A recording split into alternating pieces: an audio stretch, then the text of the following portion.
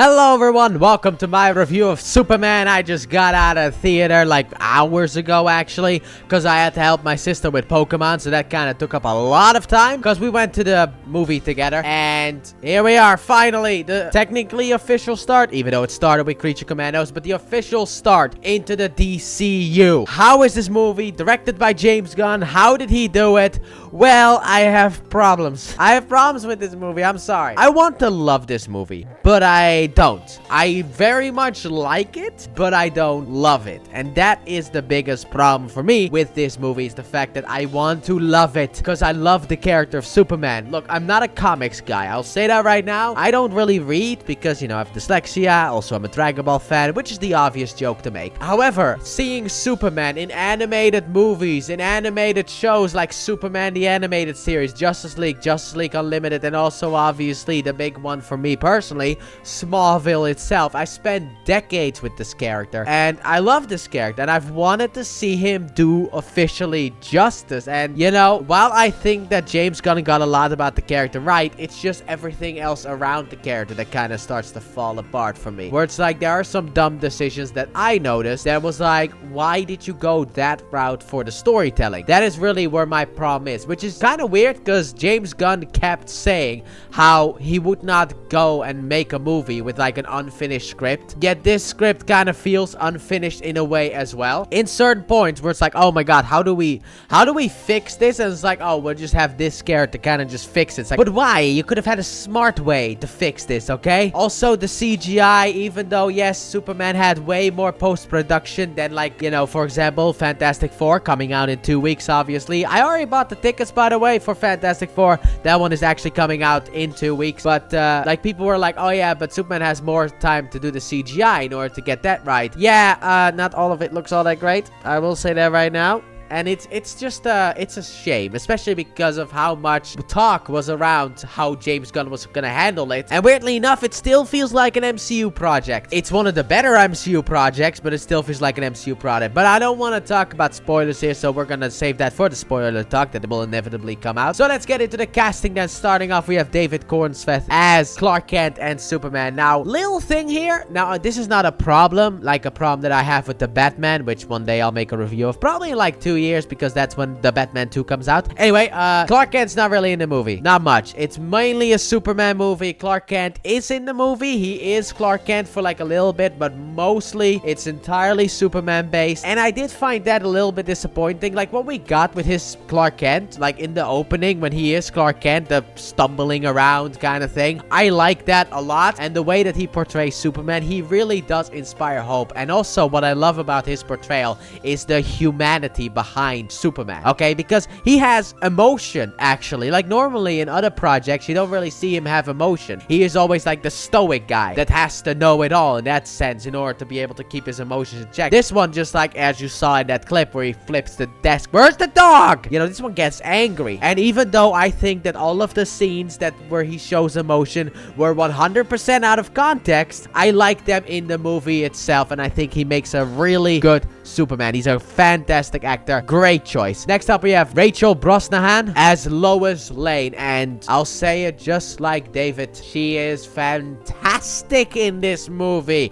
as Lois Lane. Fantastic casting, and also, unlike the DCU version, which obviously there's gonna be comparisons, there's like chemistry here. Like, there's actually chemistry here. Big fan of the way that they did it. I loved her as Lois Lane. Then after that, we have Nicholas Hoult as Lex Luthor, and I thought he was a really good Lex Luthor. Like, he felt like he always had everything under his control, no matter the situation, obviously, until the end of the movie, as we know. And also, for anyone who doesn't know, he is actually the main villain of the movie, which kind of was a little bit disappointing to me, but that's because over the course of the live-action Superman portrayals, we've had so many stories where we had Superman versus Lex Luthor. Personally, I wanted Brainiac. Maybe that's gonna be the sequel, who knows? But I thought that Nicholas Hoult did a really good job, even though when he got cast, everyone was against him. I will say that right now. He was great in the movie. Then after that, we have Eddie Gattegi as Michael Holt, also known as Mr. Terrific, doing once again a fantastic job as Mr. Terrific.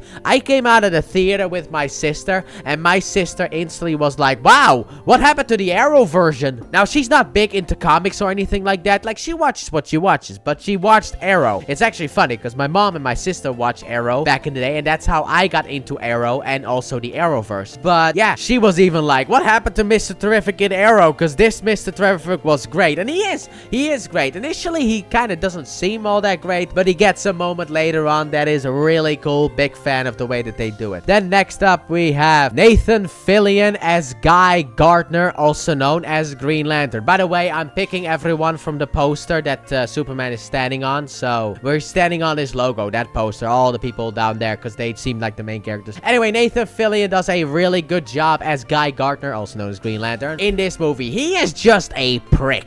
No matter what, he is just a prick, and I love that about him, because that is very comic book accurate. From what I've heard about this character in the comic book, he did a fantastic job at the portrayal, and to be honest, I cannot wait to see the Lantern show, because I'm actually really excited about that as well. Then next up, we have Isabella Merced as Kendra Saunders, also known as Hawkgirl, and well, she has some cool action sequences. I guess that's the best that I can say. She has some cool action sequences, but for me, that's about it. As a character herself, she gets nothing in the movie. Not at all. I'm not disappointed with the actress. You know, she did what she could, but like script-wise, she is just there to just swing a hammer. However, the one thing I did not like that they did in this movie with Hawkgirl was the whole screeching when she attacks. I personally found that a little bit annoying. And then next up, we have Skylar Gisondo as Jimmy Olsen, and I thought he was good as Jimmy Olsen. You know, way better than the Snyder version. Let's just get that out of the way right now. I do not know what Snyder was thinking with Jimmy Olsen,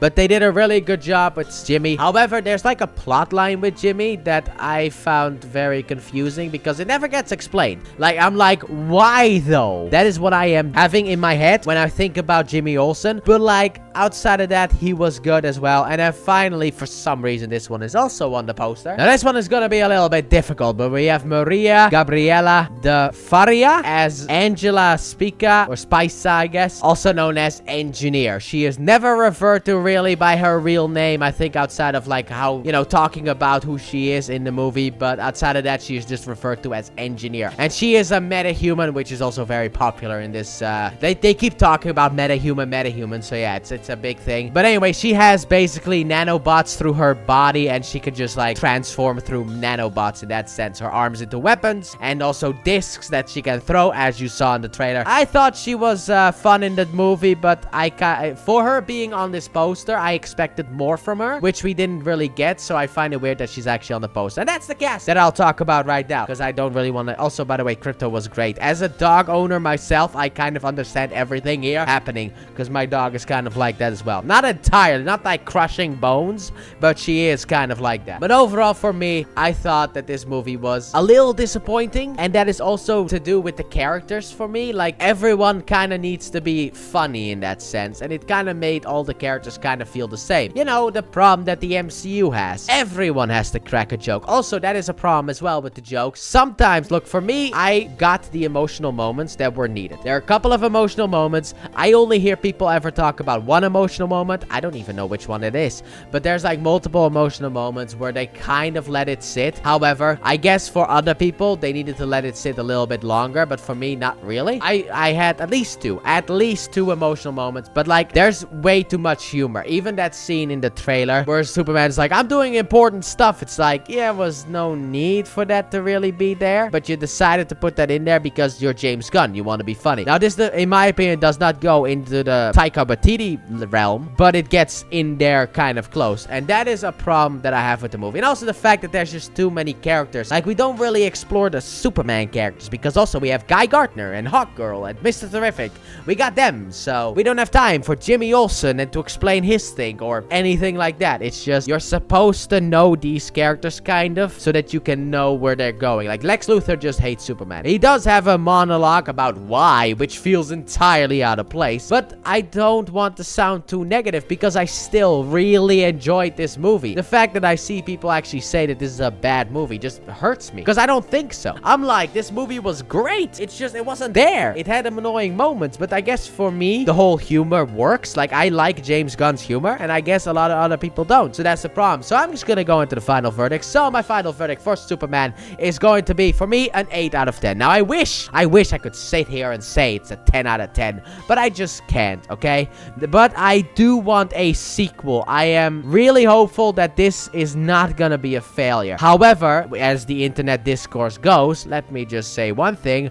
I think Man of Steel is overall a better Superman movie than this movie is. I like Man of Steel more, but I think that this movie is also really good. It's just, it's not quite there. It's like they didn't know. It's like we needed an extra maybe like 50 minutes in order to help the movie out, but we never get that extra 50 minutes. And also we have kind of like something stupid that happens in the movie where it's like, oh yeah, that only happens because of the fact that we need to stop the bad guy. And that wouldn't have happened without that. And it's like, okay, cool. So I just want to get into spoilers at this point. Hopefully I remember enough spoilers in order to be able to get into this. But like I said, it is worth watching. I would recommend you go out there and watch the movie, because also I've heard really bad things about Jurassic World Rebirth. So this one is automatically better than that one. However, do I recommend this one, or should you save your money for Fantastic Four? That is the big question. But I will say, support Superman. This is not a bad movie. If you watch it, you're gonna enjoy it. But that has been my review of Superman. So let me know what you guys thought in the comment section down below about Superman. Did you like it? Did you not? And with that being said, thank you all so very much for watching, and I do hope you guys have enjoyed. And if you did,